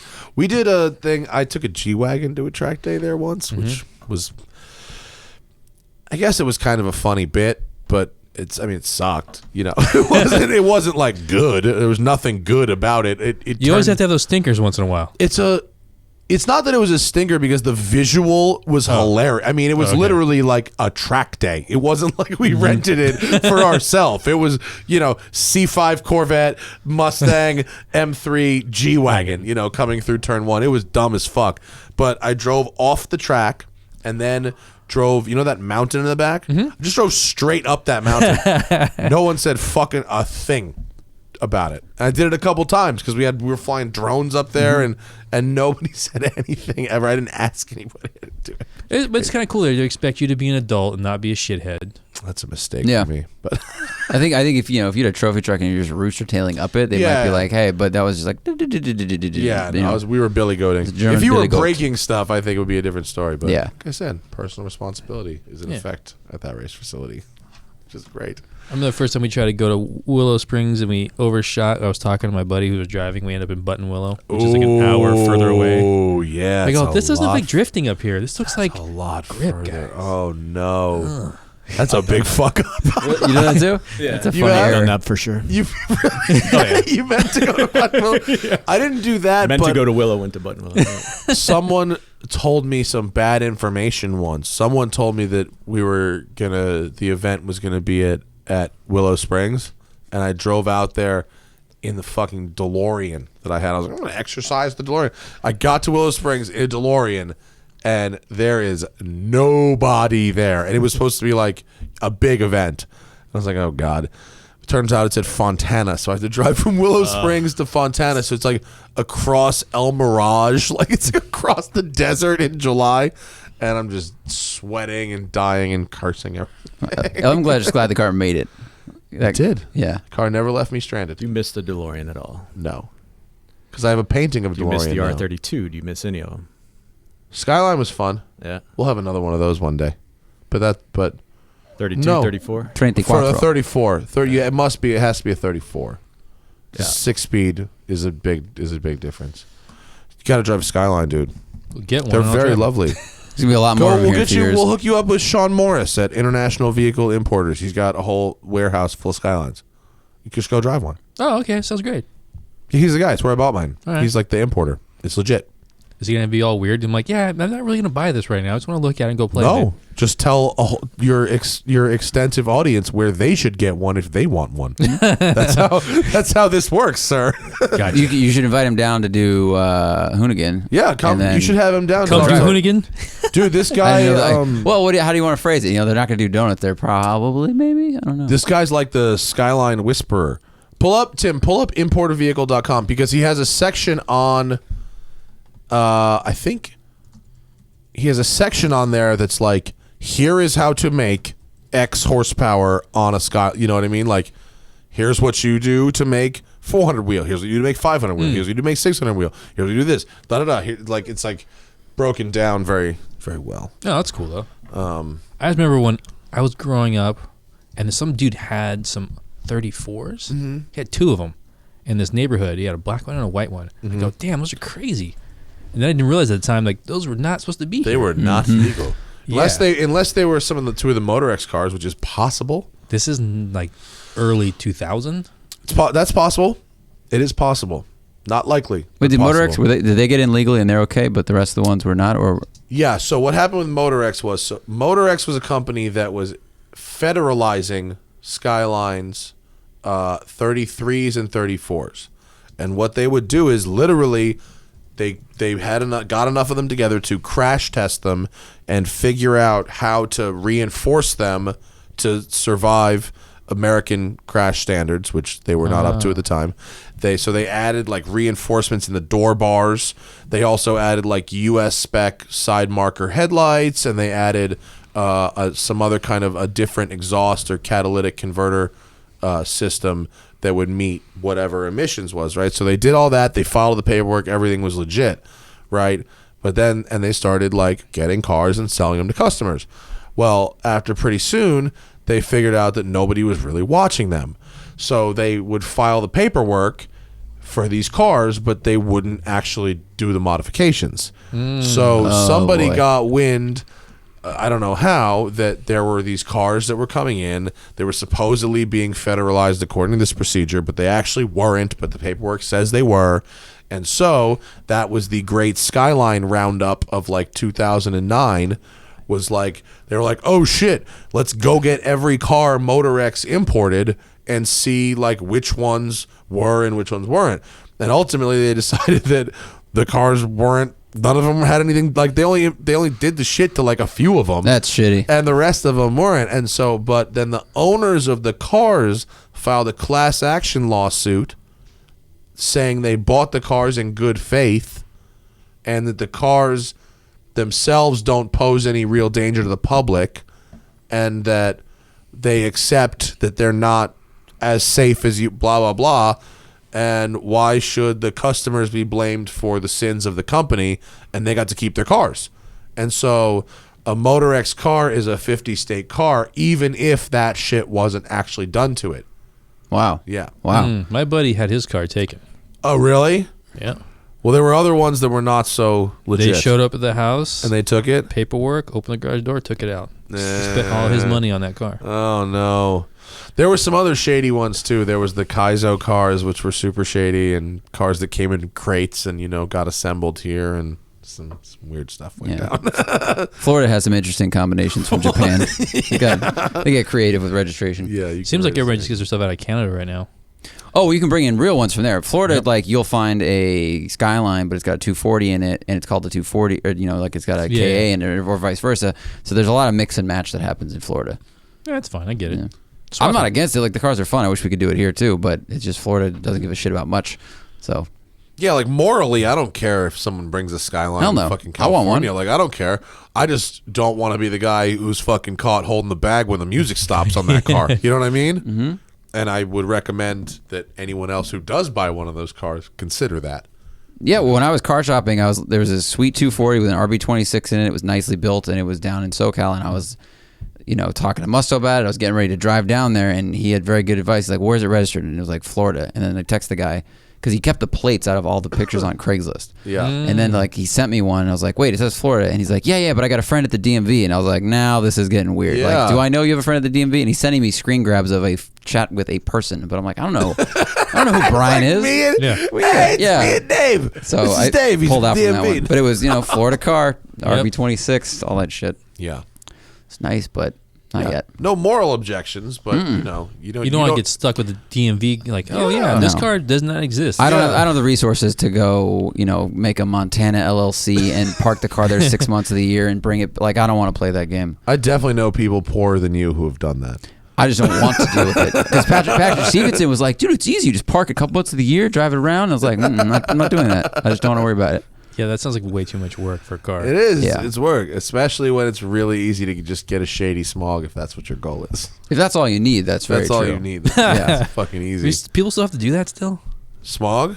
Some. Yeah. Not your 1950s cars. That shit No, is but I'm exempt. saying, I mean, just figured nowadays, everything, even with modern automobiles, Oh, there's so much yeah. performance, but you can still pass sniffer. You but- definitely can. There's a mid range, like 79 to 2005 when things like taking out cats makes a difference, you know. Basically, before OBD2 went and everything, Yeah. because now they just plug it in. But if it's a car that still needs to be sniffed, 95. yeah, you can do some stuff. My Mustang needs sniffing. Took the restrictor plate off, but don't tell my wife. It's not exactly legal. What do we got? We got a bunch of questions from Facebook. We put do. that you're coming. You're a popular. Really? Yeah. How did you? Yeah.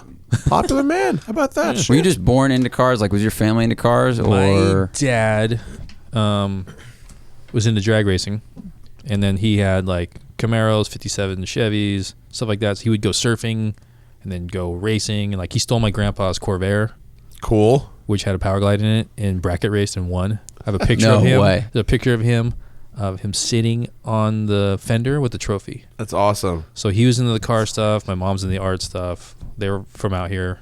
So yeah, I was just kind of like, that was it. I remember I wasn't in You the got car. exactly half of that, each of that. Exactly. 100% Cool. on that. But so yeah, it was like just the car thing. It was weird. I totally was like, fuck cars. I'm going to ride skateboards. I went skateboarding. And I go, I want to date this girl. I need to start driving.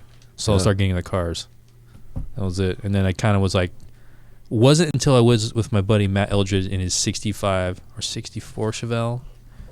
And he was running around town 456s, driving like a complete asshole on the street. 56 gears. Yeah, in an automatic turbo 350, and he got sideways, almost hit this Volvo parked. I'm like, this is fucking amazing, because my dad broke the throttle linkage on the Nova, so I couldn't go over 60 miles an hour, which I figured out to fix it.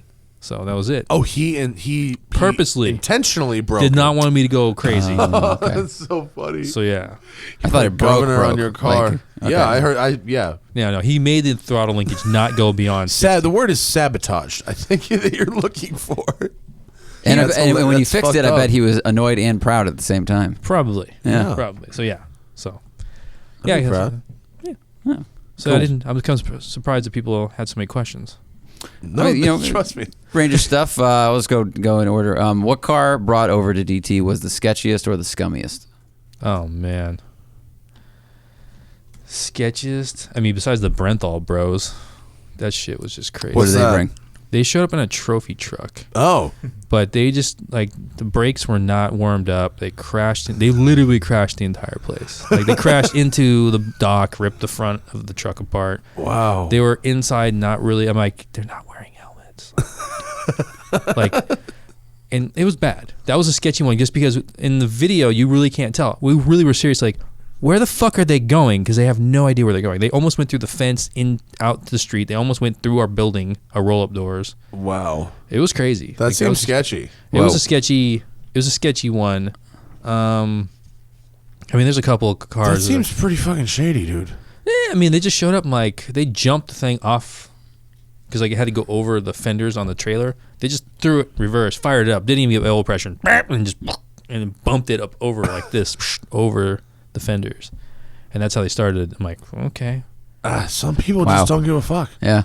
yeah, they don't. Some people have no mechanical sympathy. I mean, it's built to go be raced in the desert. guess, yeah. And those things are batshit crazy. I had no appreciation for off-road vehicles until we started having more guests come. I'm like, these are awesome. Yeah. They are not cheap though. So Yeah. out of my No. realm.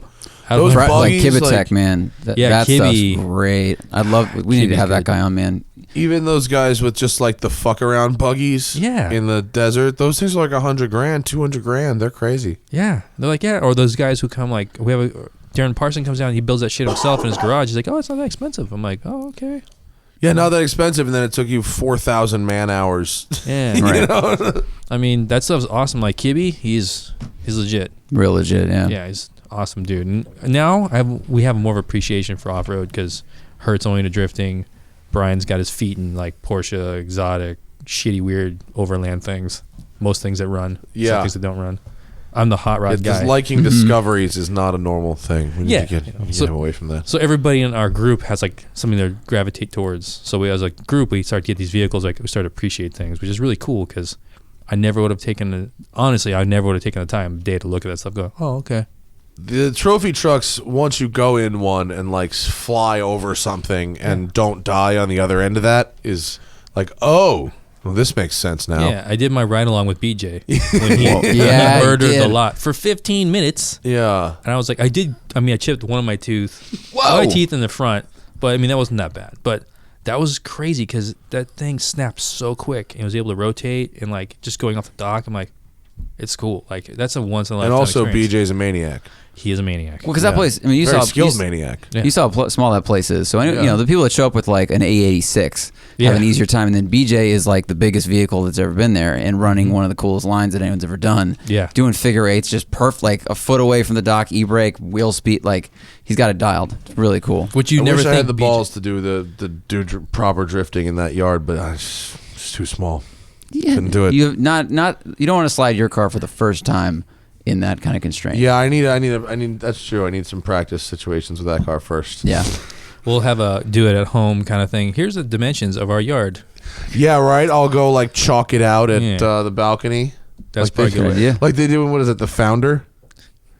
Oh, McDonald's yeah. Yeah, movie yeah. where they make a McDonald's kitchen like on the basketball And court. they practiced Yeah. it. That was a good idea. Yeah. Speaking of movies, quick plug. See fucking I, Tonya, if you can. The Tanya Harding movie. Is it good? Yes. It is Okay. weird Okay, and hilarious. good, great, or the greatest? I mean, I don't want to say the greatest, but it's almost like a Christopher Guest movie. Really? But it's true. It's supposed to be serious. The documentary Tanya or- Harding and her family and her associates are the most white trash that a person can be. And it's to a degree, and like this movie is based on based on real interviews with the real players. And in the beginning, it's like, warning, this movie is based on totally unironic and wildly conflicting interviews. Sick. And then they like act out several variations based on what the interviews said. Like, So it's not interview footage. It's just based no. on. It's okay. it's reenactments, but it's like it's real crazy and weird, and it's the most white trash thing ever. It's just that's my movie recommendation for the winter. Where is that movie? Where the people find it. Is it in theaters? It's in theaters. Oh, really? Yeah, I saw thought it was like a theater. Netflix original. No. I saw no. shit at the theater. Holy Yeah. Go shit. see it. It's awesome. That's What else we bold. got? Tell us about designing toy cars back at your previous job, and do you collect any die casts or anything like that? So yeah, I left Famous, and then I freelanced for a couple years, and then after like a couple years of freelancing, I'm like, I think it's time to go back and get a job because it's so much easier working for somebody else. It's so much work to work for yourself. It is work. Yeah. No one tells you like, so you gonna work for yourself? Oh, it's free time. There's no fucking free time. No. You work from the time you wake up to the time you go to sleep every day, forever. That's it. Unless you get big enough where you can have someone else do most of that shit, and that time you'll still probably be worrying about everything. So it's not really. You just worry about the next thing. Yeah. Yeah. The gap is filled with other shit. Yeah, it's like the thing is always the problem. So I got this job working at Maisto, which is in Fontana. Maisto. Maisto Model International. cars. Diecast. Yeah. I was a product designer for Diecast and I have a RC. bunch in Studio B. Oh, there you go. See? Cool. So yeah, so I worked there for just shy of 4 years. It was like a bucket list thing, like make toys, like to design something that you will see, like maybe some kid will hold for their whole life. Because I mean, I still have all my toys from when I was like a little kid. I just can't get rid of my shit. I have a lot of that shit too. I got a train set in boxes that will fill this room. Like, that's yeah, It's ridiculous. yeah. What do you design at Maisto? I Or did you? I did product design, so like I do e-sheets, which is like the liveries. So you do like so many of those a day, and I would actually design bodies for like RC cars or diecast. Fictional, not Yeah. miniaturizations of actual cars. No, because then you have all the CAD data to make it, so you don't need to have someone redraw a Vega, or whatever. They have drawings, technical drawings of it. So I would draw sheets and sheets of shit, and it would either be too expensive, or it was like the wrong timing, or it was just the concept wasn't. I couldn't flesh it out fully, or it just didn't work with the brand. So what did anything get made? yeah, a bunch of this shit I got made. So what can we find? Something have a name that is searchable that we can find? I'd be interested to see what one of your fictional diecast cars looks like. The company acquired the Muscle Machines brand, and I worked on that. That was a big deal for me because I used to buy Muscle Machines at Frankensons in Industry in 2000 or 1999, 2000. Does someone else own Muscle Machines now? Or they still own it? I don't know who has it because I know a bunch of my buddies came. A bunch of my friends were in diecast, so they all it's like a weird world where everyone worked at all the companies. There's only a couple of them. So let's see, that Chevelle. up there, the gold one, that one. See that 69 Camaro out the far right? Okay, Yeah. the car to the left. That? Yeah, like That's pretty cool. That's it's like cool. a cartoonized. yeah. So I didn't design these. All the tools were designed by someone else way back, but we bought it. But I was able to make my '67 Nova into a muscle machine. That was like one of my first bucket list. To make your own car into a muscle machine? Yeah, That's a so good move. That was a pretty rad thing. So that was a fun time. Like I learned a lot about drawing really, really quick there because you have a quota basically. You have to do so much work a day, really. Like 20 drawings a day or whatever it was. E-sheets is like 5 to 10. So like it could be super, and that's just be like making a livery and then having how many hit counts, like how many times they stamp it. So it was a fun thing. That's pretty cool. Yeah. I mean, it's creative. Yeah, it's creative. Probably some good lessons of like, what do they say? Like, don't be afraid to like kill your babies. It's like 100%. you got to draw this thing. Oh, I got to get it done in an hour. Is it perfect? No, but it's pretty good. Yeah, and move to the next one. That's a hard thing. It's a hard thing for me to deal with right now. I'm so used to it now. Like, especially now when most of my work is like, oh, it's a T-shirt. No one's dying over a T-shirt. My wife's a NICU nurse. She deals with life and death every day. I deal with making designs of monsters and cars, so it's not that big of a deal. So you kind of just like let it go. It's not like artwork at home. Like every piece of artwork I do for my personal self, like I love it for the first 5 minutes, and as soon as I walk away from it and turn around and go, oh, I fucking hate that thing. It's a pile of shit because that's wrong or that looks weird. I think that a lot about my work. It happens. That's why next time I do another piece, I try and improve on that one thing, and then I'm obsessed about something else I didn't get right. And you then find the next thing. Yeah. When are you good at like slogans and shit too, or just the artwork portion of it? Oh, I make a bunch of the slogans up for Hoonigan stuff. Yeah. Yeah. It's either myself and that Brian. Shit is so hard. Yeah, well, slogans are fucking tough, man.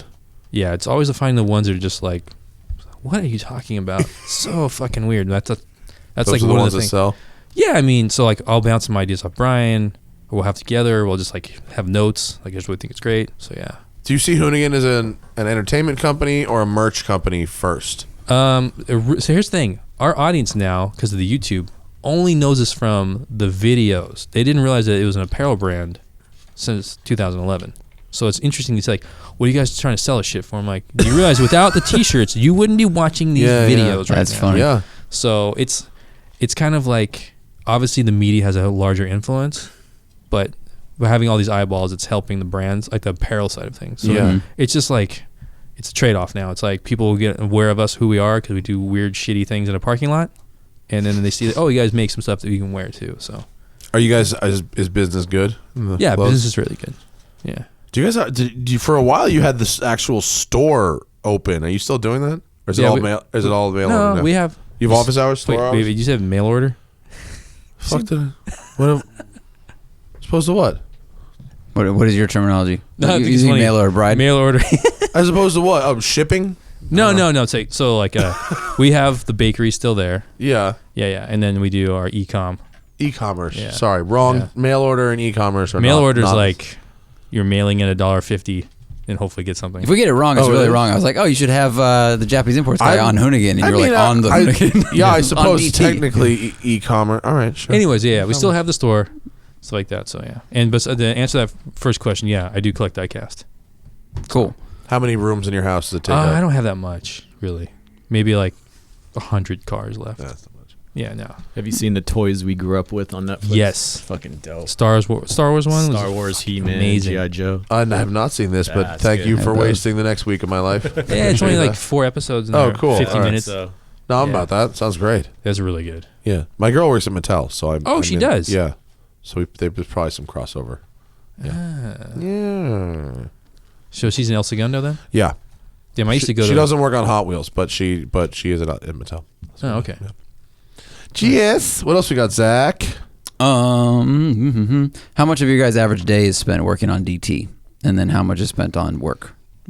DT is work, motherfuckers. Yeah, I think people don't Assholes. understand that. Like, people really think that we just show up and just do dumb shit all day, and we don't. Well, his question was long. I shortened it, but it's like how much of DT is a distraction from the productivity you're doing, and the rest of the job. There's not a distraction any longer. It's basically we have all come to the realization that we have to be mindful of both our normal roles in the company and our video production. So it's basically every day is probably half and half. Is thinking about videos and then doing your other work. So it's pretty gnarly.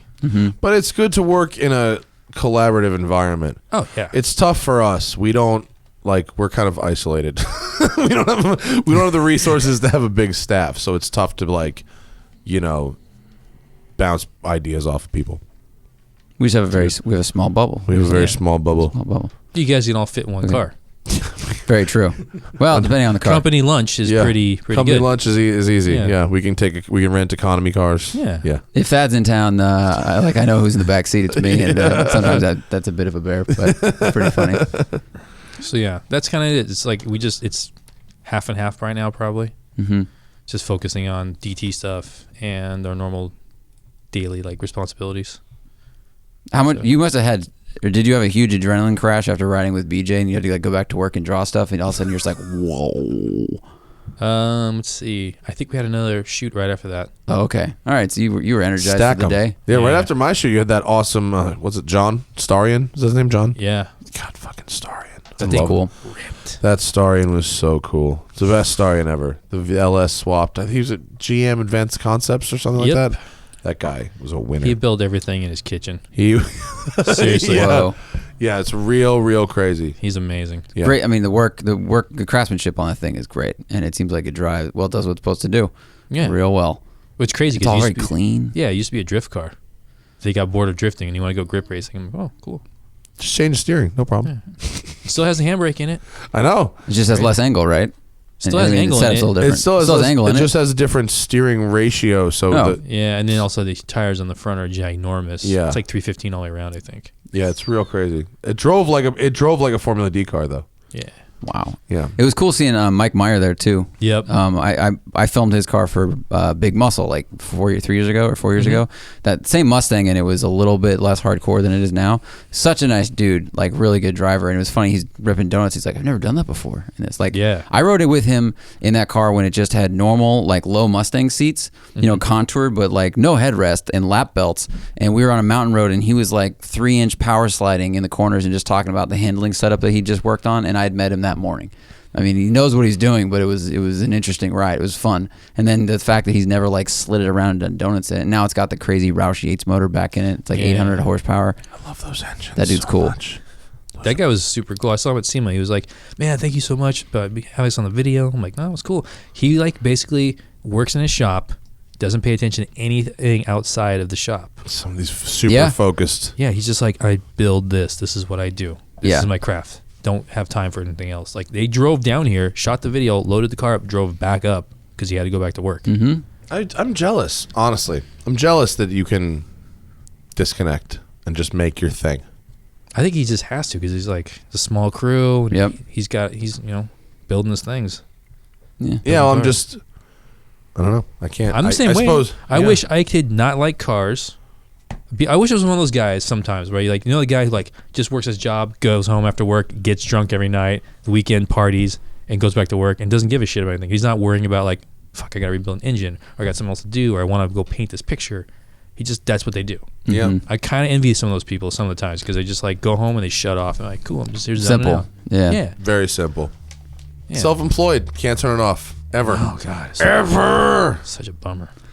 How do you want the Hoonigan brand to progress in the future? That's a good one to end on. Man. How we want to progress.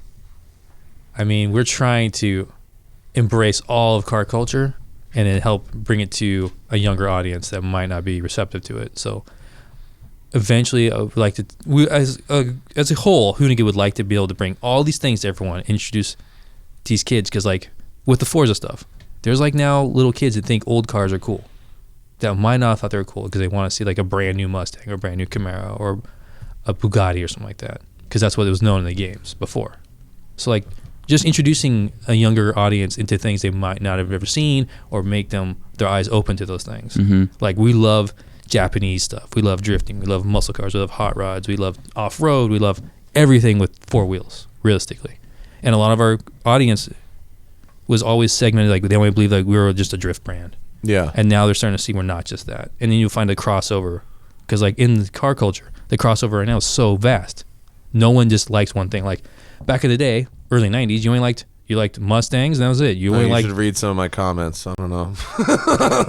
Well, there's some diehards still. Yeah, but definitely. No, there's a lot of crossover. No, I know what you mean. Like I liked everything, and then I hit my teen years, and all I liked were muscle cars, and anything else was dumb. And then Fast and Furious, the import, that stupid diversion happened, and then I rode in a car that could turn, and it was like, oh, now this is a whole new world, like braking, turning, corners, and you just kind of get exposed to those things, and we have to find ways to get kids into that kind of stuff through various medium. Like your show is great because anything goes on there as long as it's rad and interesting. Yeah, exactly. Because like if we're not doing that to try and keep it going, it will die. Mm-hmm. It's like all those companies are trying to figure out how to get kids in the cars because most of them don't want to drive. It's because most companies can't figure out how to be authentic.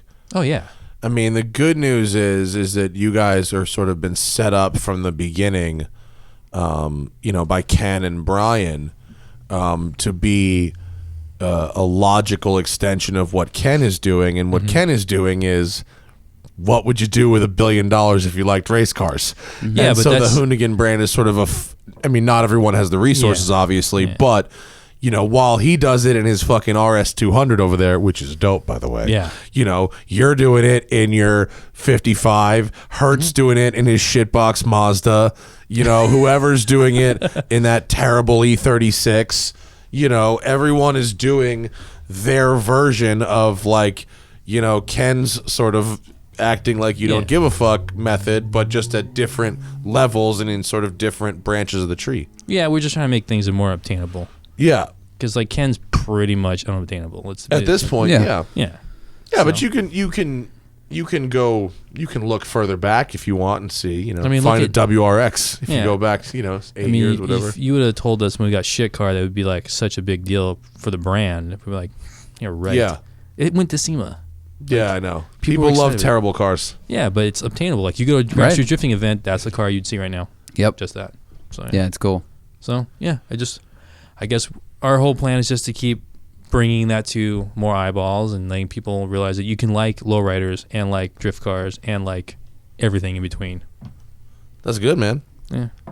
Yeah. Welcome all comers. Doesn't I have to be a team sport. I like it. Yeah. I like it a lot. Because that's what I still see on the comments, like, well, I'm a Chevy guy, but I do like this Mustang, or it's like, why are you defining yourself? Like, you can, maybe they're realizing, like, I mostly like Chevy cars, I grew up with them, but you are skipping so much happiness by doing that. I mean, I'll tell you this one. I brought in a car that I liked, that I've been stalking on Instagram. I brought him in. People were like, everybody in the building, I don't know about that. It was Chris Magno and his Corvair on air. So it was like, he built it himself, built it in the backyard. It had a scrape plate on it. And then he showed up, and all he could do is just park it and then just lower it. That was it. But people were like saying, like, I'm not into this stuff, but I appreciate his build. He's a genuine person. And it turned people on to, like, they actually would look at that as like, I could appreciate the build, and they would think that's something interesting. It wasn't like they just passed by it. Yeah, no, So- we definitely get that from people with I go down the rabbit hole of weird shit whenever I can. So I it's my goal is to try and draw people into this weird stuff, and sometimes it works, sometimes it doesn't. But when you definitely get a lot of the I'm normally not into whatever, but I get a lot of that the Mustang too.